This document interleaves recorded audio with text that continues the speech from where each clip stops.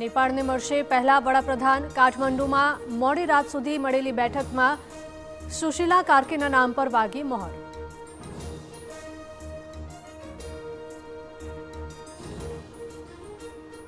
વડાપ્રધાન નરેન્દ્ર મોદીએ ઉત્તરાખંડમાં તબાહીની સમીક્ષા કરી। 1200 કરોડનું અપાયું રાહત પેકેજ। પીએમએ પીડિત પરિવારો સાથે પણ કરી મુલાકાત।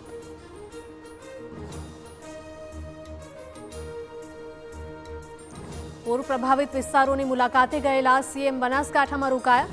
આજે થરાદના માખડા ગામે મેળવશે તાગ અને લોકો સાથે કરશે સંવાદ। આજે ઉપરાષ્ટ્રપતિ પદ માટે સીપી રાધાકૃષ્ણન લેશે શપથ। જગદીપ ધનખડ પણ રહેશે હાજર। કોંગ્રેસ પ્રમુખ પણ આપશે હાજરી।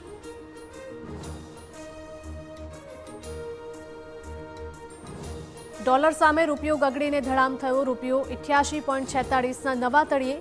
રૂપિયો વધુ 0.35% તૂટ્યો છે। મોંઘવારી વધવાની શક્યતા।